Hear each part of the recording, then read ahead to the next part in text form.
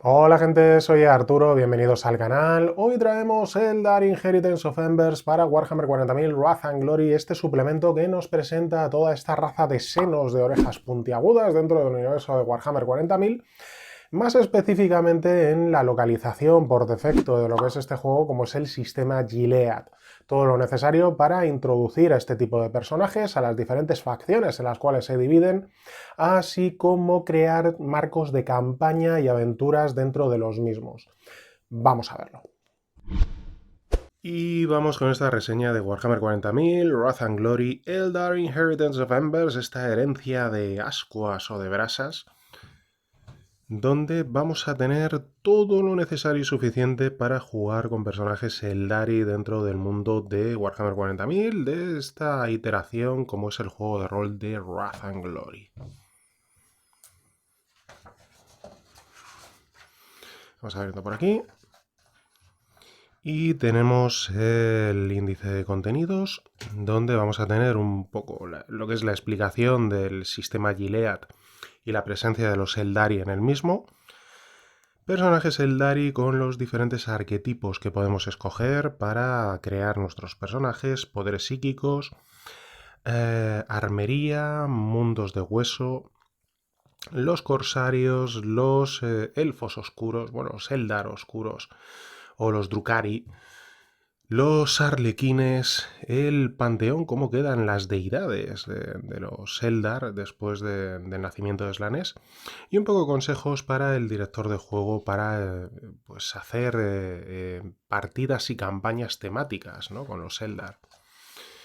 Bueno, tenemos lo primero, donde tenemos esta pequeña historia de lo que es el sistema Gilead y la presencia de los Eldar en la misma, porque bueno, tendríamos que retrotraernos mucho en el pasado para ver lo que es el origen de los Eldar, ¿no? Los Eldar fueron creados por los ancestrales, que fue una raza súper poderosa que existió en el pasado, y que en un momento dado se encontraron con los Necrontyr. Los Necrontyr era una raza pues moribunda debido a la radiación de su planeta, que tuvieron que salir al espacio para tratar de sobrevivir y que buscaron expandirse, ¿no?, gigantescamente por toda la galaxia y chocaron con los ancestrales, que eran mucho más poderosos que ellos y con los cuales pues, no tenían ningún tipo de oportunidad.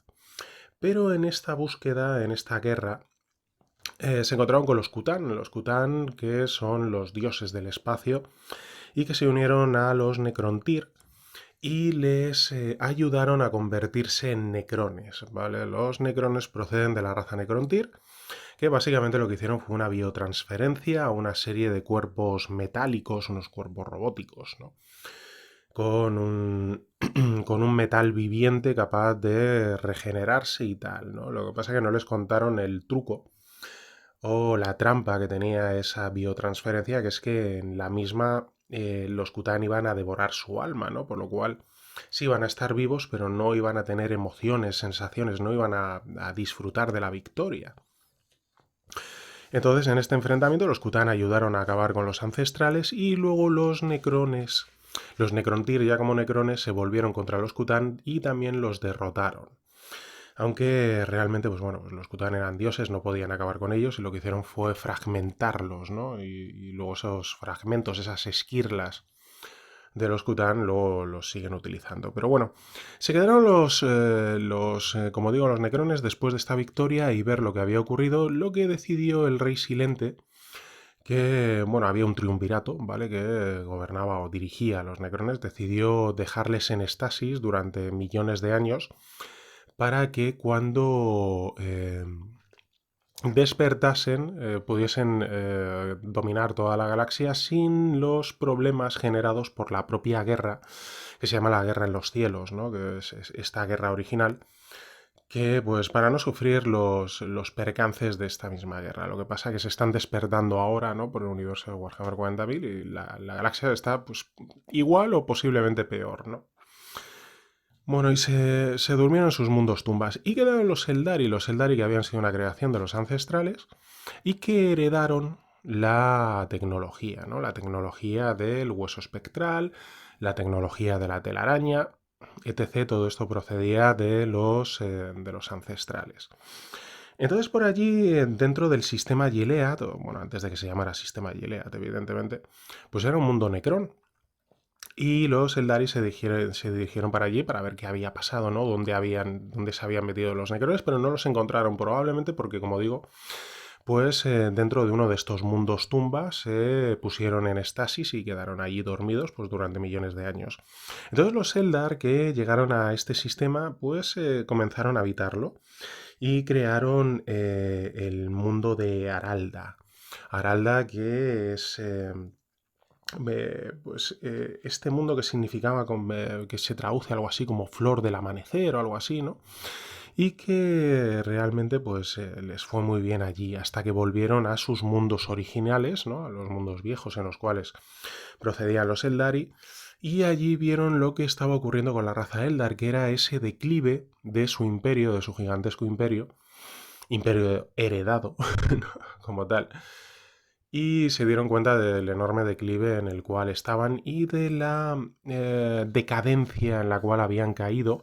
Los Eldar, como seres psíquicos muy poderosos, lo que habían estado haciendo con esta decadencia, ¿no? Cada vez más hedonista, más indolente, habían ido creando una entidad en la disformidad a través de esa manifestación de sus deseos y sus vicios de forma psíquica, que es Slanesh. Slanesh, este dios del caos, nace por toda esa, como digo, esos vicios adquiridos de los Eldar que se fueron manifestando de forma física en el Inmaterium, ¿no? Hasta que nace y se manifiesta como tal. Bueno, pues antes de que llegara eso hubo diferentes Eldars que se dieron cuenta de la decadencia y hacia dónde conducía, ¿no? Por parte del Imperio Eldar. Y lo que hicieron fue algunos marcharse y fundar otros planetas, como los Exoditas, o luego tenemos a los Asuriani que crearon mundos nave, mundos gigantescos para llevarse a los suyos y salir de aquellos mundos originales de los Eldar. Es entonces cuando se produce el nacimiento de Slanesh. Slanesh nace, como digo, como la manifestación de la manifestación psíquica, física de los vicios y toda esa decadencia del Imperio Eldar. Y al nacer prácticamente devora a todos estos mundos y también acaba con los dioses Eldar, que luego lo veremos en el Panteón. Entonces, como digo, pues en estos mundos nave, algunos Eldar huyen, los Asuriani, y pues reciben una especie de llamada psíquica, una especie de atracción debido a sus poderes psíquicos sobre este sistema, ¿no? Esto se le llama la llamada. Y se dirigen hacia este lugar. Lo que pasa que al ir se dan cuenta de que esto ya está ocupado por los humanos. Está ocupado por los humanos después de la cruzada de Juliana Gilead, donde pues deciden que después de todo lo que les ha pasado, ¿no? Y su inferioridad numérica, pues el hecho de mantenerse un poco ocultos dentro de lo que es el sistema. Y más o menos pasan así tiempo viendo cómo los humanos pues crecen, se expanden y dominan este sector. Hasta que ocurre la decimotercera Cruzada Negra por parte de Abaddon el Profanador, que Abaddon pues fue un miembro del Consejo de Horus durante la herejía de Horus, cuando los lobos lunares se convierten en los hijos de Horus y se pasan al bando del caos. Y pues al final, ¿sabes? Que al final de la herejía de Horus, durante el asalto a Terra, pues Horus fallece. Bueno, a Horus se lo cargan, no se lo carga el emperador, aunque el emperador queda hecho un asquito y queda ahí en el trono dorado, ¿no? Y uno de sus lugartenientes, como es Ezequiel Abaddon, pues se convierte en un demonio dentro de la disformidad y mantiene toda esta, pues, cruzadas que hace contra el imperio. Y dentro de la decimotercera Cruzada Negra se dirige a Cadia. Cadia estaba muy cerca del Ojo del Terror, que es una herida física que se abre con el nacimiento de Slanesh y que comunica el espacio real con la disformidad. Lo que pasa es que esta zona de variaciones psíquicas, ¿no? Muy potente, en el pasado los necrones construyeron una serie de pilones negros dentro de este planeta, una serie de pilones negros que son pues, una especie de columnas de una piedra negra que tiene la capacidad de anular la disformidad. Y más o menos, aunque se había producido esa gran distorsión psíquica por la zona, pues digamos que estos pilones negros habían contenido lo que era el ojo del terror para que no se extendiera esa gigantesca herida, pero con la 13ª Cruzada Negra por parte de Abaddon, este estrella una nave, una fortaleza negra, que es de la época esta de la guerra en el cielo entre los Kután y los ancestrales, pues estrella una fortaleza negra contra Cadia, destruyendo Cadia y por tanto destruyendo esos pilones negros y permitiendo que el ojo del terror se expanda en lo que es conocido como la Cicatrix Maledictum. La gran brecha que abre una gran herida en el espacio real que comunica con la disformidad y que los Eldar conocen como The Dacedian.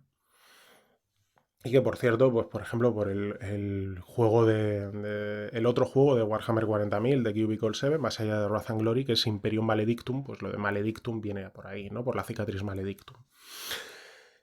Bueno, pues una vez que se abre esa brecha, el imperio queda dividido en dos, porque la comunicación, ¿no? Y el viaje que realiza el imperio a través de la disformidad, pues se hace más imposible y queda lo que es el imperio como tal y luego el Imperium Nihilus, donde quedará Luis Dante como Lord Gobernante del mismo. Bueno, pero eso es otra cosa, ¿no? Ya os estoy metiendo más trasfondo, como digo, el trasfondo de Warhammer 40.000 pues es enorme, ¿no?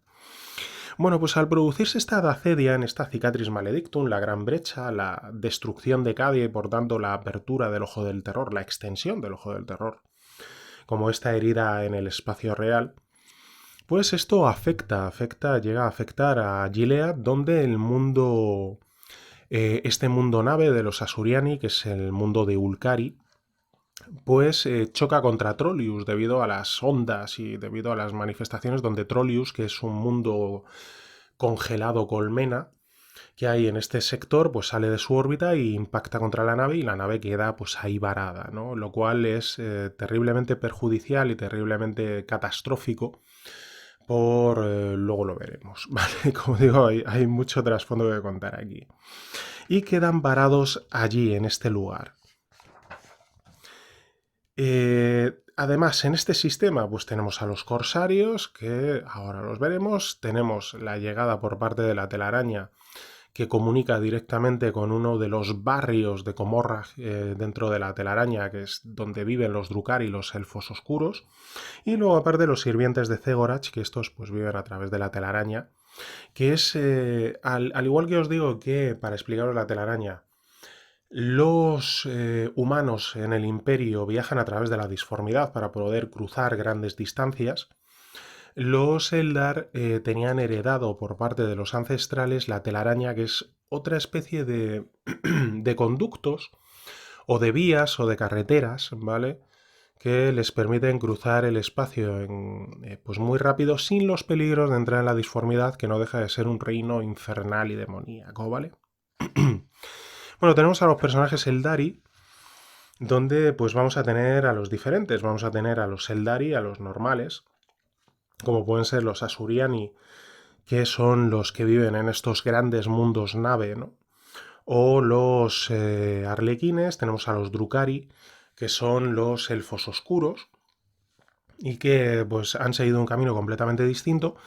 Y tenemos también a los constructos del hueso espectral, que también lo explicaremos ahora, porque como digo, hay mucha cosa que explicar dentro de este suplemento, con todo lo necesario para construirlos. Bueno, básicamente los constructos del hueso espectral, con el nacimiento de Slanesh devora a casi todos los Eldar, que los deja completamente diezmados, y también a los dioses. Y lo que hace es condenar a toda la raza Eldar a que cuando mueran sus almas van a ir al Immaterium y van a ser devoradas por Slanesh. Entonces, para tratar de huir de ese aciago destino, algunos de los Eldar lo que utilizan son unas joyas del alma, que también se llaman las lágrimas de Isha. Estas joyas del alma lo que hacen es que atrapan el alma de los Eldari que mueren y se quedan ahí atrapadas sin viajar a la disformidad. Y luego estas joyas pues normalmente se unen a los circuitos infinitos dentro de estos mundos nave y pasan a formar parte un poco de la nave junto como si fueran espíritus, ¿no? Dentro de las mismas. Pero a veces se les puede sacar, se les puede meter en estas joyas y se les puede meter en estos constructos que están hechos de hueso espectral, que es un material que utilizan los Eldar y que les permiten pues seguir actuando una vez después de muertos, ¿vale? Corsarios, Drukaris. Los Drukaris se dividen en las cábalas, en los brujos, en los emúnculos, que veremos que tienen mucha importancia, de los arlequines con sus mascaradas, y los Inari. Los Inari que aparecen después y que realmente no te los puedes coger al principio, solamente puedes utilizar packs de ascensión, ¿no? Digamos que es una forma evolucionada y que estos adoran a un dios que todavía no ha nacido y al cual están tratando de crear, como es Inead, ¿vale? Los Inari creen en el dios de la muerte y pues piensan, ¿no? Hay una profecía que dice que cuando todos los Eldar mueran, todos los Eldar desaparezcan, nacerá el dios de la muerte de los Eldar que acabará con Slanesh, ¿no? Que es este Inead. Bueno, tenemos los arquetipos aquí pues de los Asuriani, como los guardianes, los rangers. Estos ya son de Tier 2, ¿vale? Para que veáis que es un poco avanzado esto. Ya, por ejemplo, Tier 3 aquí, con el cosechador oscuro, el gran vengador, las banshees, escorpiones, halcones, la araña de la disformidad, que esta mola mucho porque digamos que es como una araña de fase, va saltando de la disformidad al espacio real para poder atacar a sus enemigos, lo cual le otorga una gran ventaja, pero también provoca que llame la atención de Slanesh al estar saltando a la disformidad. Tenemos a los brujos, a los guardas de espectrales, ¿vale? Estos constructos, estos autómatas.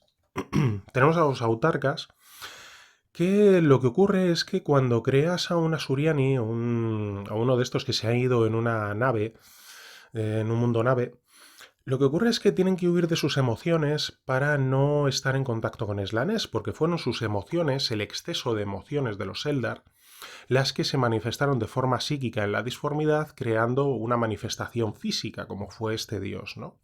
Este dios del caos. Entonces lo que tratan es de alejarse todo lo posible de Slanesh, controlando controlando sus emociones.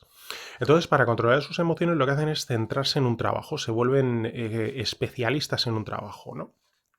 En una, pues digamos que una afición, un trabajo, una labor, ¿no? Entonces los autarcas son los que se han perdido dentro del sendero de la guerra, ¿no? Se centran en la guerra y se han vuelto tan especialistas que se han convertido en comandantes, pues increíbles, ¿no? Y tenemos a los videntes, que estos son Tier 5, ¿vale? El más alto posible. Tenemos a los Drukhari, que los Drukhari, pues, si bien os digo que los Eldar, para tratar de huir del destino de que sus almas cuando mueran vayan a ser devoradas por Slanesh, utilizan estas joyas del alma y luego son incorporados a los circuitos infinitos dentro de los mundos nave. Los Drukhari lo que hacen para escapar de ese aciago destino es no morir, ¿vale? Básicamente lo que hacen es tratar de alargar su vida de manera eterna. Entonces, lo que utilizan es una especie de intercambio. Dicen, como Slanesh se alimenta de las pasiones, ¿no? Y no hay pasión más grande que el dolor, el sufrimiento y tal, lo que hacen es secuestrar a gente, los convierten en esclavos y los torturan para que ese dolor, pues digamos, sea un pago para que Slanesh no se los coma. Y por ejemplo ahí tenemos a unos muy importantes como son los emúnculos. Los emúnculos que son los Eldar, los Drukhari, especialistas en la carne. Entonces lo que hacen muchos Drukhari es que se cortan una parte de ellos, como un dedo, un brazo o algo así, y lo dejan guardado por parte de uno de estos emúnculos. Entonces cuando mueren, este emúnculo coge esa parte del cuerpo del Drukhari que ha muerto y a través de una serie de ritos que requieren grandes sacrificios y grandes torturas y tal, y en un ritual así, recupera, hace renacer a partir de esa parte cortada del Drukhari original otra vez al mismo Drukhari, por lo cual no muere, ¿vale? Sino que lo vuelve a crear a partir de ahí. Y para eso necesitan todas estas víctimas que se dedican a capturar y llevar a esta ciudad de Comorragh en la telaraña. Tenemos a los arlequines que llevan estos trajes y estas máscaras. Y a los corsarios, que los corsarios son un poco los que van por su bola. Sobre los arlequines, antes de pasar, son los que adoran a Zegorach. Zegorach es uno de los pocos dioses que sobrevivieron al nacimiento de Slanesh. Y lo que creen los arlequines es que Zegorach les protege, ¿no? Si ellos sirven a Zegorach, Zegorach capturará su alma antes de que sea devorada por Slanesh. Y por lo tanto, pues tienen esa fe, aunque realmente digamos que nadie ha vuelto para decir, sí, es verdad, Zegorach salvó mi alma antes de que fuera devorada por Slanesh, ¿no? Es una cuestión más de fe y de creencia que de hechos reales.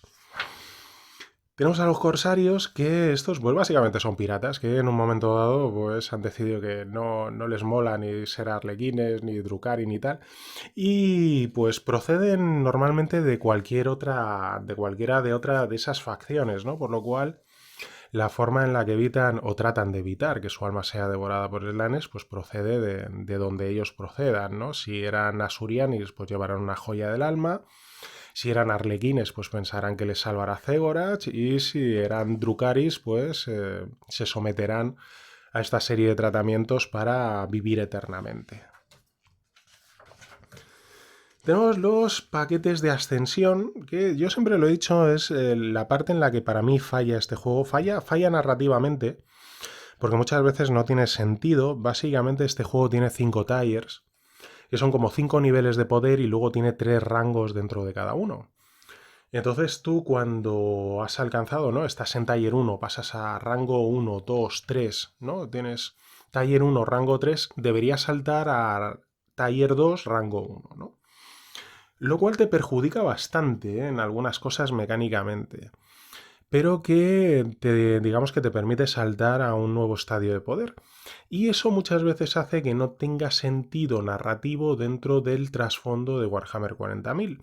Si bien mecánicamente pues simplemente haces al personaje más poderoso, pues no acaba teniendo mucho sentido el que tú hayas ido avanzando con un Astra Militarum, ¿no? Con un soldado de infantería normal y corriente, y de repente pues tengas el poder para pegarte con Astartes, ¿no? No tiene mucho sentido. Como digo, este juego está más hecho para jugar aventuras largas, ¿no? Pero no jugar en ese sentido de ir saltando. Aún así tenemos estos paquetes de ascensión que, bueno, te justifican, ¿no? El hecho de ese salto. Incluso te permiten, pues como digo, pues convertirte en uno de estos Inari, sirvientes del dios de la muerte. Tenemos nuevos talentos y te explican un poco cómo jugar con un Eldar, ya sea de cualquier facción, ¿no? Drukharis, corsarios, etc. ¿Vale? Tenemos los poderes psíquicos. Los poderes psíquicos son muy importantes, puesto que todos los Eldar son psíquicamente activos y bastante poderosos en ese sentido. Y lo que hacen es que lo utilizan también para su tecnología. Ellos como utilizan para crear sus mundos nave, para crear su tecnología, psicoplásticos, ¿vale? Plásticos psíquicos que utilizan y modifican, pues ejerciendo presión psíquica y transformándolos, ¿vale? Y el principal psicoplástico que utilizan es el hueso espectral, que es un material capaz de regenerarse a sí mismo, ¿vale? Aunque no esté vivo, sí que es psíquicamente activo y por lo tanto se puede regenerar, y a partir del cual crean toda su tecnología, ya sea un arma como los gigantescos mundos nave en los cuales viven, ¿no? Y para eso tienen a los cantantes de huesos, que son, digamos, que los arquitectos que crean este material y le dan la forma necesaria. También tenemos las runas de batalla, las runas del destino, de la fortuna, ¿vale? Diferentes poderes como tal. Tenemos la armería, que esto expande todo lo que ya vimos en el suplemento de Charge of Steel, que tenéis aquí la reseña en el canal. y que básicamente pues vamos a tener un montón de armas, sobre todo las armas Shuriken, ¿no? Que disparan estos cañones Shuriken y pistolas Shuriken que disparan eso. Armas de cuerpo a cuerpo, armas de poder, armaduras, granadas. Las máscaras y cascos que siempre utilizan los Eldar, que siempre van a batalla con un casco. Drogas y toxinas. Los mundos de hueso. Aquí ya venimos a explicar un poco cómo es la organización de pues estos mundos nave, ¿no? Estos mundos nave de los Asuriani. Y en particular del mundo nave de Ulcari. Ulcari es el mundo nave que está en el sistema Gilead, que es el que después de la Cicatrix Maledictus, de la Dadendi, ¿no? Que llaman ellos, pues se ha estrellado contra Trollius, este mundo colmena congelado, y con los problemas que eso les ha supuesto, ¿vale? Aquí ya vamos a comenzar, después de lo que sería reglas, porque básicamente todo lo que hemos visto hasta ahora, pues aparte de una pequeña introducción de trasfondo, lo que hemos tenido son reglas para crear personajes, para armarlos, para darles talentos, poderes psíquicos, tal, ¿no? Para elegir lo que queríamos. Y a partir de aquí vamos a tener ideas de aventura. Y por ejemplo tenemos estos cajoncitos que vamos a ir encontrando que son semillas de aventura, que directamente te dicen, pues mira, se encuentran en esta situación tal, ¿cómo puedes utilizarlo eso para crear una aventura? Pues patatín patatán, ¿vale?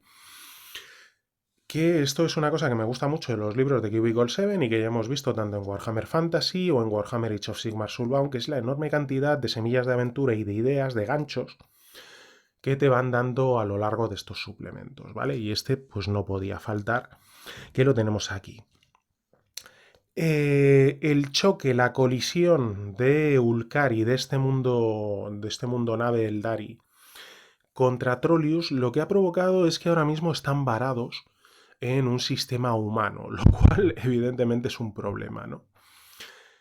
Además, tienen dos problemas bastante gordos.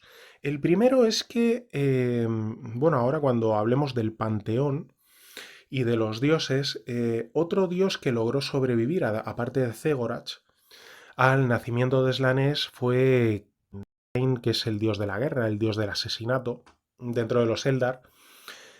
Se enfrentó a Slanesh y, por ejemplo, Zegorach se escondió detrás de él y luego huyó a la telaraña para escapar, ¿no?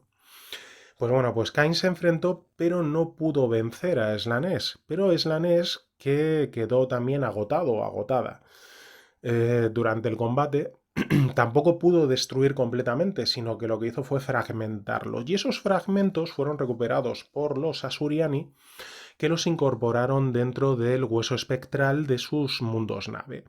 Entonces llevan como un fragmento de Cain normalmente todas estas naves, lo cual las permite, en un momento dado de necesidad, realizar un ritual para despertar un avatar o para crear un avatar de Cain, ¿vale? Con un sacrificio enorme. Lo que ocurre es que con este choque en Trollius, el mundo de Ulcari ha perdido su fragmento, pues se ha estropeado o se ha destrozado o lo que sea y ya no pueden invocar ese avatar. Por lo cual han perdido la protección o la protección más poderosa que tenían. Y segundo es que esta nave que está ahí estrellada en Trollius, pues el hielo está comenzando a comerla, ¿no? Está comenzando a rodearla. Y es que lo que se han dado cuenta estos Eldar es que ese hielo no es natural, ese hielo no procede de una manera de la propia naturaleza, sino que hay algo detrás, ¿no? Y entonces están realmente preocupados. Una vez que se estrellan aquí, comienzan a tener otros problemas más allá de estos dos principales, como por ejemplo es un ataque de marines espaciales del caos que estaban buscando algo por allí, ¿no? Y que es The Tide of the Red Frost, que es algo así como la marea de las nieves rojas o la marea de las escarchas rojas, donde pues sufren, pues logran rechazar este ataque de los marines espaciales del caos, pero con un gran coste. Lo cual tiene repercusiones porque pierden algunos de los Eldar más antiguos y son reemplazados por Eldars más jóvenes, que claro, un Eldar más joven lo mismo tiene cientos de años, pero para ellos es un crío, ¿no? Que pues discuten al vidente que está allí dirigiendo todo esto, ¿no? Y que crea determinadas tensiones. Y bueno, ¿y cómo consiguieron rechazar este ataque de los marines espaciales del caos? Pues con la ayuda de la princesa Therian Weir, que es una corsaria que dirige a los guerreros del acero verde y que está aliada con el rogue trader Jack el Baronius, que Jack el Baronius, si habéis ido viendo las diferentes reseñas que hemos hecho de los juegos de Wrath and Glory, pues es un patrón muy habitual dentro del sistema Gilead y es un poco el que dirige el cotarro. Entonces, con la ayuda de ambos lograron pues repeler este ataque, lo cual no les mola mucho a los Eldar el hecho de tener relaciones con los humanos, pero digamos que en tiempos de necesidad pues se unen los caminos. Y los Eldar lo que han descubierto es que debajo del hielo de Trollius han encontrado tiránidos congelados como una primera oleada. Sabéis que normalmente los tiránidos, pues esta mente enjambre que consume biomasa, ¿no? Reduce todo a biomasa, la consume y se regenera y se expande, pues normalmente lanza primeras oleadas que suelen ser los cultos Genestealer y tal, ¿no? Pues no sé exactamente si es un culto Genestealer o directamente tiránidos, pero ahí en el hielo de Trollius han encontrado a tiránidos. Entonces esto ha asustado realmente a los Eldari que están ahí varados, cuya nave prácticamente el 50% de la misma ha quedado inutilizada, que están tratando de recuperarla con estos cantores, ¿no? del hueso espectral para tratar de regenerarla y tal. Mientras ese hielo antinatural les va comiendo. Y claro, se han dado cuenta de que ahí hay tiránidos y saben que como los humanos se enteren de que ahí hay tiránidos, van a hacer un exterminatus en todo el planeta y a tomar por saco, ¿no? Y se les van a llevar a ellos de por medio, ¿no? Entonces realmente tienen que tapar todo eso, ¿no? Como digo, hay diferentes semillas de aventura y diferentes cosas en marcha que la verdad es que está muy bien.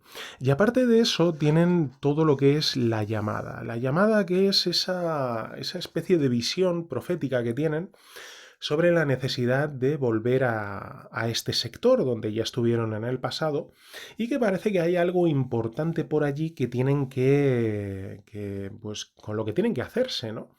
Y están pensando que quizás sea la forma en la de poder recuperar ese fragmento de Cain que han perdido con la colisión después de la Dadendi, después de la apertura de la Cicatriz Maledictum, y que puede ser la salvación que tienen ellos allí. Bueno, tenemos al vidente, al Anriel Taranlis, que puede también ser un patrón dentro del juego de Wrath and Glory, y su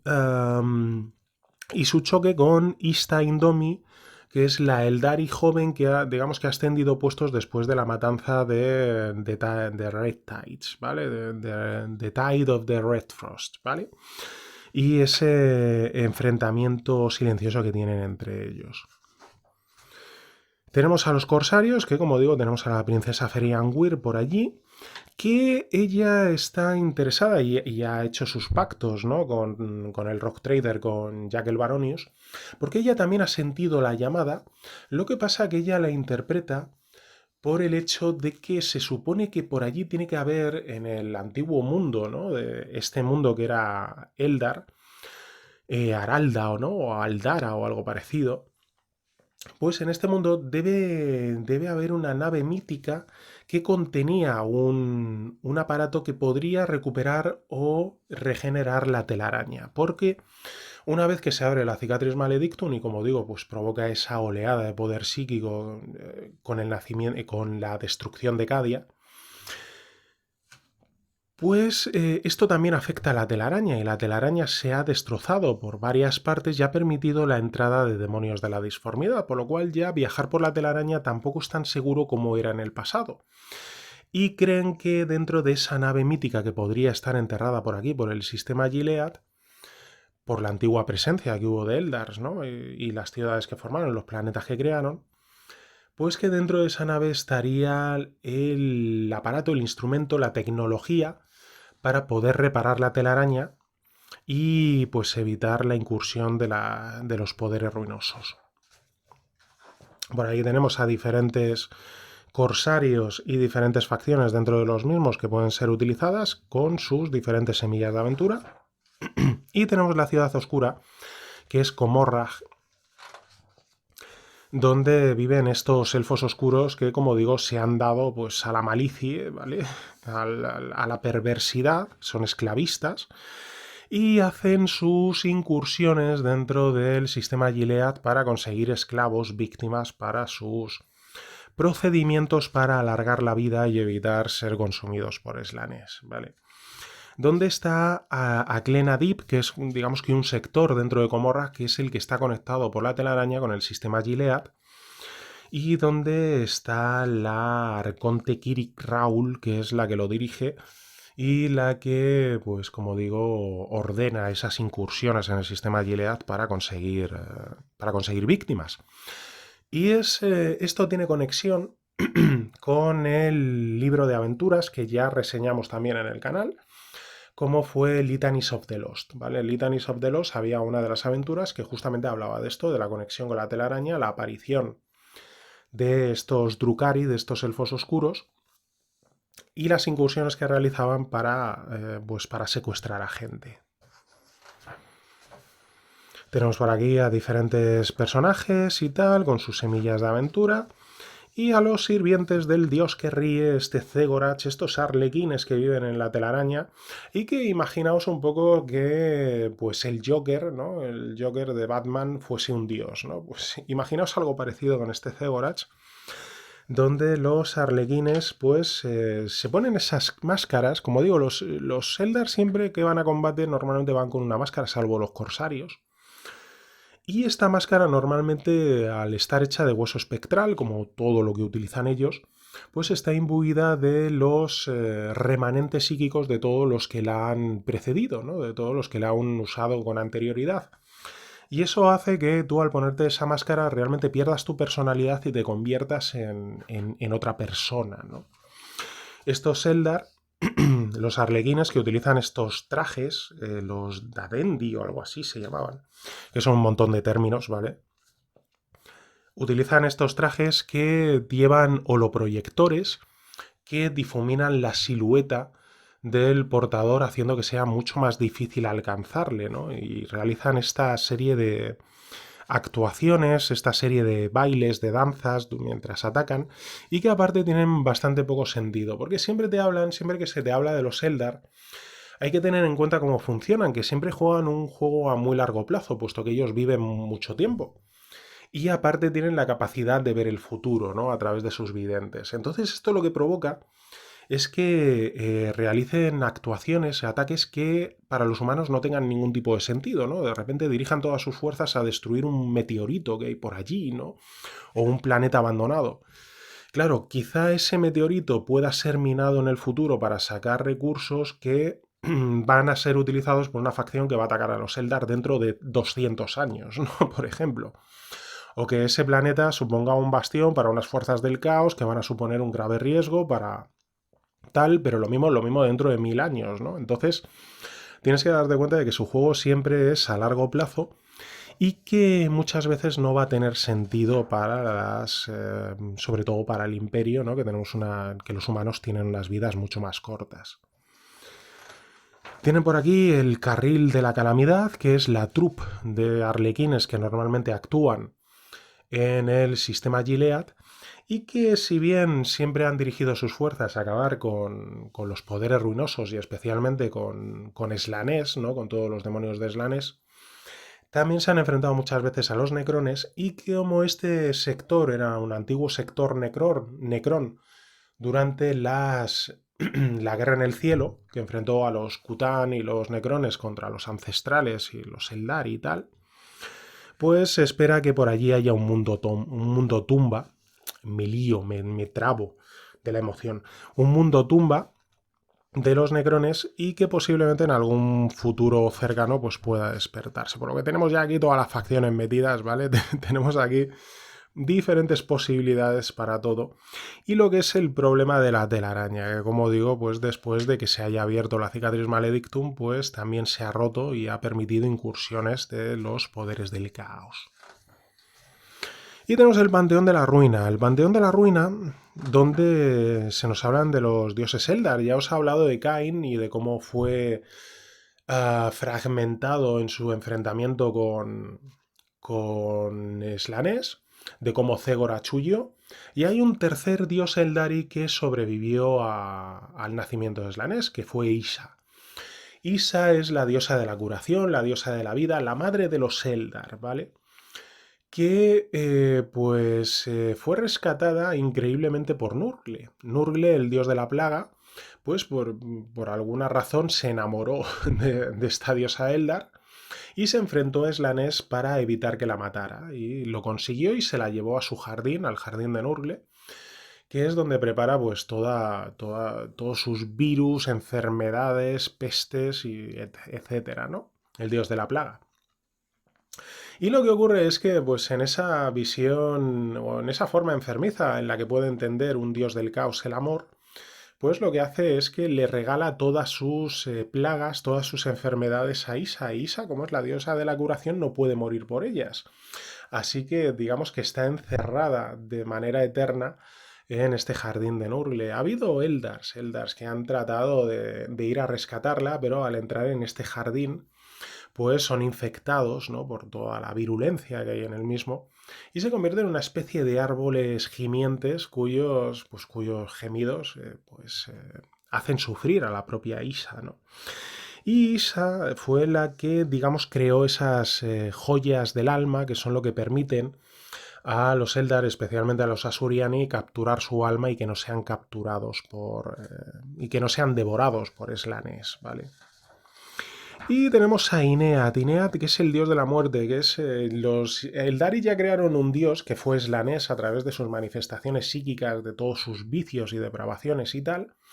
Y ahora digamos que están pretendiendo crear a otro dios, el dios de la muerte, un dios que todavía no ha despertado, que no existe, y que lo que hace es que cuando alguien muere, pues uno de estos Ineat absorbe el alma, ¿vale? No directamente en una joya del alma, sino lo absorbe para sí mismo, ¿no? Y así se va formando, digamos que cuando haya suficientes muertes se espera poder despertar, realizar el ritual para despertar a este dios de la muerte, que según las profecías será quien acabe con Slanesh. Los Arlequines Inead, como los Drukhari y tal, y el destino de todos los Eldari. Que esto más o menos te explica el cómo tratan de evitar el hecho de que sus almas sean devoradas por Slanesh en el momento de su muerte. Que, como ya hemos visto, pues con las joyas del alma, pensando que Cégoras les va a salvar, pero realmente es una cuestión de fe, no se sabe si de verdad ha capturado algún alma antes de que llegue a Slanesh. O con los Drukhari, que pues, con esa forma de alargar su vida de manera eterna a través de los hemúnculos, que son capaces de regenerar todo un cuerpo a partir, pues, de, como digo, de un meñique o de un trozo de carne o algo parecido, ¿vale? Y tenemos la guía del director de juego sobre los diferentes temas con los cuales hay que construir las historias de los Eldar, ¿no? Un orgullo, nostalgia, perdición, pérdida, remordimientos y tal, y luego el cómo llevar grupos mixtos, ¿no? Puesto que esto es algo en lo que se basa Wrath and Glory. Wrath and Glory te permite jugar con cualquier tipo de facción dentro del universo de Warhammer 40.000. Puedes llevar desde lo más bajo hasta lo más alto, ¿vale? Da absolutamente igual. Pero también puedes mezclar, ¿no? Puedes meter ahí de por medio, pues meter, como digo, pues Eldars con Adeptus Mecánicos, Adeptus Mechanicus, con Sororitas, con tal y con cual, ¿no? Y con Inquisidores, con todo lo que quieras, ¿no? Entonces un poco cómo llevar ese tipo de grupos para que actúen juntos dentro de este sector. Y tenemos diferentes marcos de campaña con las ideas de cómo construir una campaña y diferentes semillas de aventura para los mismos. Y aquí tenemos a Ibrahim, que es la novia de Bobby G, ¿no? De Robert Gilliman. Bueno, es broma, no son novios, ¿vale? Y tenemos la publicidad del Forsaken System Players Guide, que evidentemente tenéis la reseña aquí dentro del canal, y del Charge of Steel, que evidentemente también tenéis la reseña aquí dentro del canal. Y así habríamos visto completito este Warhammer 40.000 Wrath and Glory Eldari Inheritance of Embers. Bueno, y este es todo el contenido de este Eldari Inheritance of Embers, que como habéis visto viene completito y repletito de información útil y pues desde luego aprovechable para crear nuestras campañas en torno a esta raza de senos de orejas puntiagudas clásicos y típicos del universo de Warhammer 40.000, que ya habréis podido comprobar que sigue mucho lo que Cubicle 7 ha hecho en otras líneas, como es en la de Warhammer Age of Sigmar Soulbound, con los suplementos de Champions of Death, Champions of Order y Champions of Destruction, ¿vale? Que realmente lo que nos presentan aquí es la idea de llevar a los Eldar como personajes, ¿vale? Crear a esta serie pues como digo, de senos como personajes jugables, crear grupos en torno a los cuales pues construir las diferentes propuestas de aventura que se nos dan dentro de este suplemento. Y como digo, más bien va pensado para jugar con Eldars, aunque evidentemente toda la información que encontramos aquí sobre esta raza pues puede ser utilizada aun cuando pues vayamos jugando con otro tipo de facciones dentro de lo que es el universo de Warhammer 40.000, puesto que una de las críticas más habituales a lo que había venido siendo el juego de Wrath and Glory es que era muy imperiocéntrico, ¿no? Muy humanocéntrico, todo iba dirigido para ser jugado con personajes del imperio. Si bien aparecían otra serie de razas, aparecían otra serie de arquetipos que te daban la posibilidad de utilizarlos, sí que eran aventuras centradas en las que ibas a tener como patrones y como leitmotiv, como hilo argumental acerca de las mismas, al imperio. En este caso, dentro de este suplemento, tenemos a toda esta facción dentro de, como digo, del universo de Warhammer 40.000, que no solo nos dan esa serie de arquetipos divididos en las subfacciones, ¿no? A los Asuriani, los Drukari, los Arlequines, los Corsarios, ¿no? Incluso los Inead o los Inari, ¿no? Dentro de lo que es la propia raza de los Eldars, sino que además pues también se nos proponen diferentes patrones, se nos proponen ideas de aventura que giran en torno a los Eldars y a su situación particular y específica dentro del sistema Gilead, por lo cual la verdad es que es un suplemento muy completo. Toda la información que aparte pues nos amplía lo que hemos visto en el Forsaken Systems Player's Guide o el Charge of Steel, ¿no? Que son dos suplementos muy necesarios para este juego, que nos dan toda la información, tanto de la localización como la diferente equipo, ¿no? que podemos utilizar, se amplían aquí muy dirigidos y muy enfocados a lo que son los Eldar. Por lo cual, como digo, tenemos muchísima información, tenemos mucho contenido y además algo muy bueno dentro de los suplementos de Cubicle 7 es que tenemos muchas semillas de aventura, muchas ideas de aventura. Cuando has acabado de leer el suplemento tienes ideas, ¿no? De, pues mira, me gustaría jugar esto me ha dado la idea de poder crear una campaña en torno a tal, cual.